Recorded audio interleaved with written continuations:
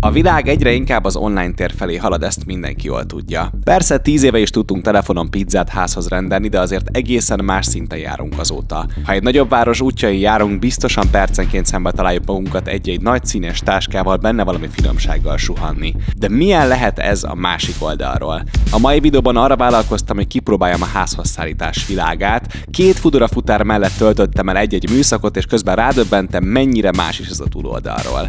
De kezdjünk mindent az elején. Szia! Szia! Széchenyi Andris, szia! Szia, Levesky Sobert! Ó! A jó öreg táska! Van még benne ajándék, úgyhogy azt át kell vedni, mert műszak közben azt muszáj, hogy viseld, úgyhogy... Megkaptam az ikonikus táskát és az egyenruhát, átöltöztem, pár dolgot még átbeszéltünk, aztán útnak is indulhattunk. Akkor addig eljutottam, hogy fudorás lettem. Így van. De hogyan indul nektek a műszak? Tehát gondolom van egy applikációtok, azt néha hallom éttermekben ilyen furán csilingelni. Így van, így van.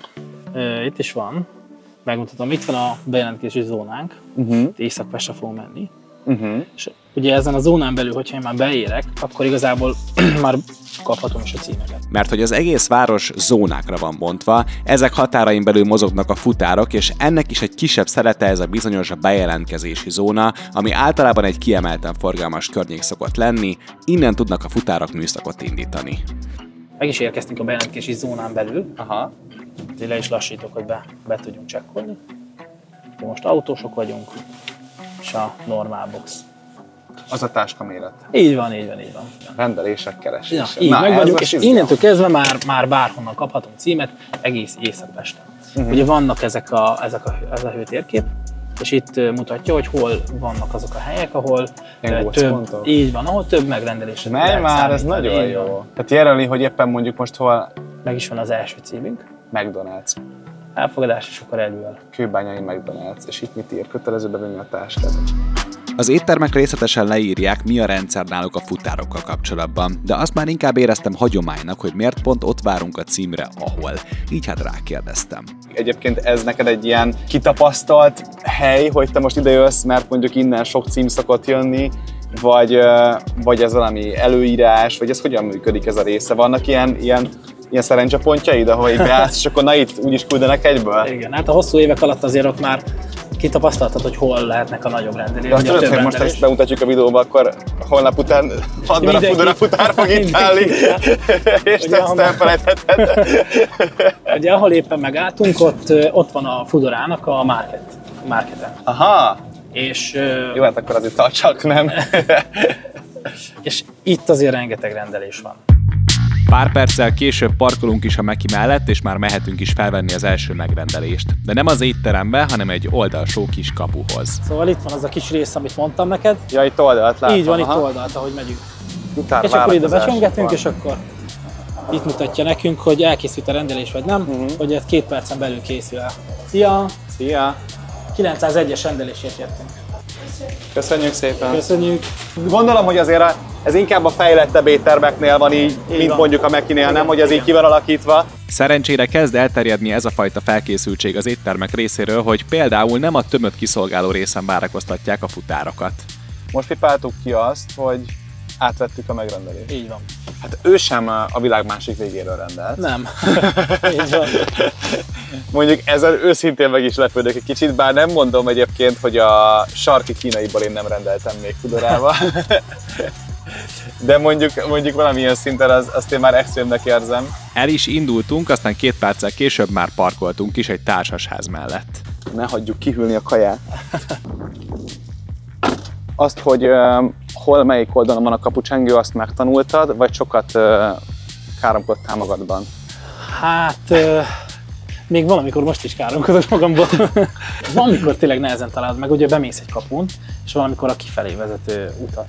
Tehát annyira el van rejtve a kapu csengő, igen. egyszerűen, de mindegy, hát ezeket meg kell tanulni. Ez már rutin. Jó? Hanyadik van egyébként? Azt hiszem. Van lift.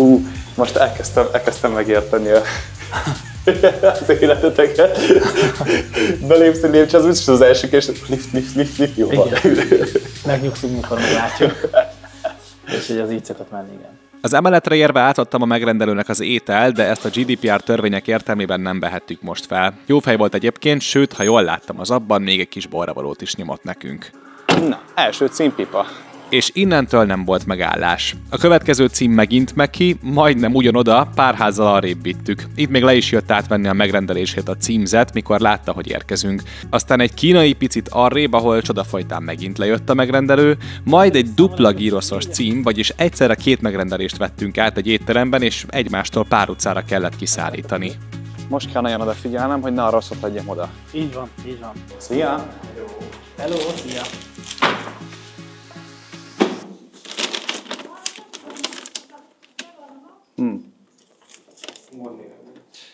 Köszi, megvan, szuper. Parancsolj, hogy feljön. Jaj, köszönöm szépen. Köszönöm szépen. Hello, szép napot. Szép napot. Ja. És van még egy címünk, ami megint csak közel van. Akkor ezt jól rakta össze most. Ja. Látod, ezeket mondtam. Nem könnyű megjegyezni, hogy hol vannak. Meg hol a kapunyitók. Igen. Ragadtál már be lépcsőházba? Nem, de így kertbe már, igen.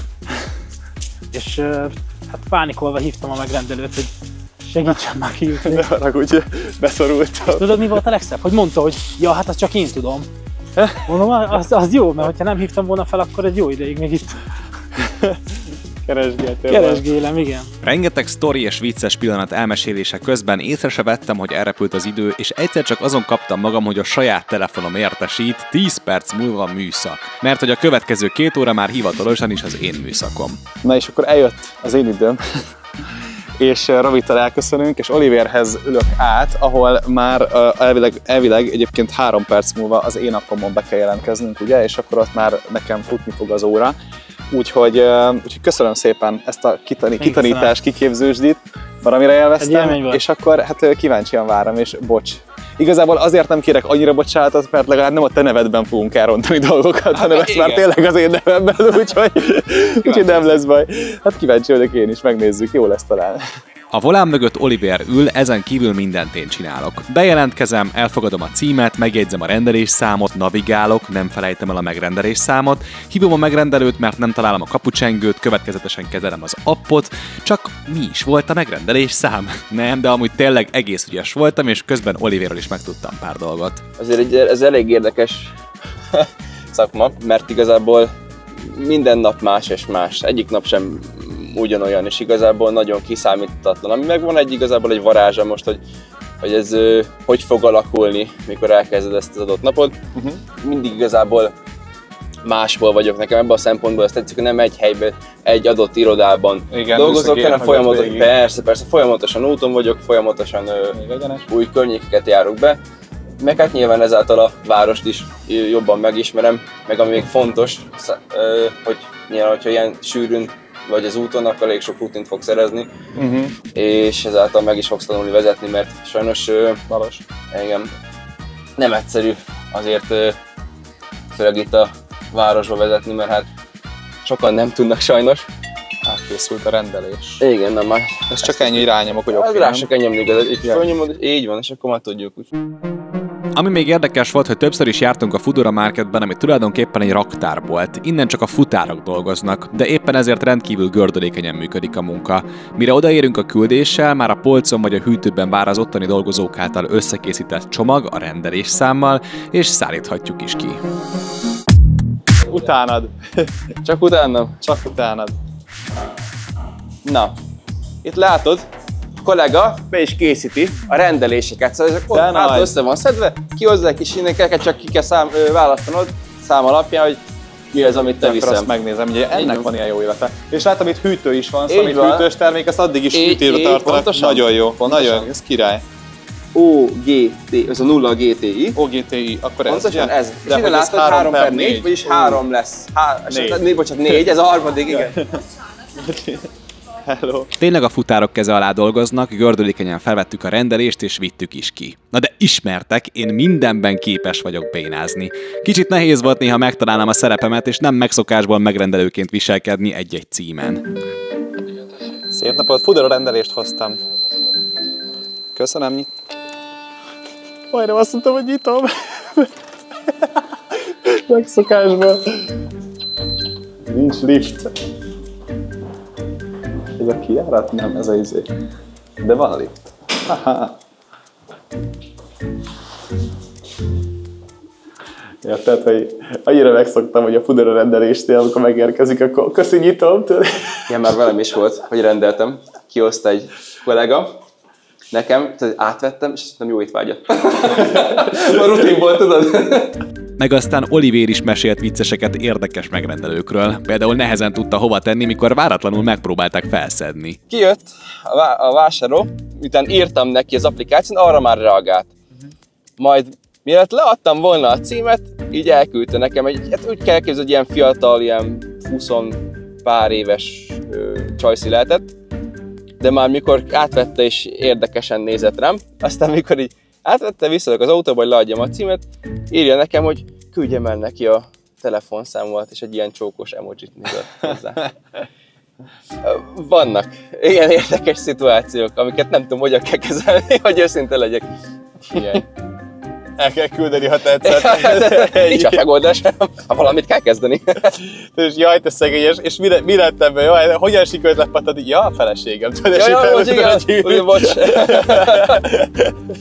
De a csúcspont egyértelműen az volt, amikor egy kiszállítás után rámentem az appon, hogy kész a cím, majd elégedetten zsebre vágtam a telefonom, természetesen némítva. Na most kevés dolog van, amire nagyon oda kell figyelni, de az egyik ez. Ezt ugyanis nem vesz jó néven az app, mivel ilyenkor egy távolabbi futárt kell az ételért küldeni, ami nyilván a vásárlóknak időhátrány. Ezért ilyenkor bünti jár. De nem fogadtad el a következőt. Hát szünetre tett.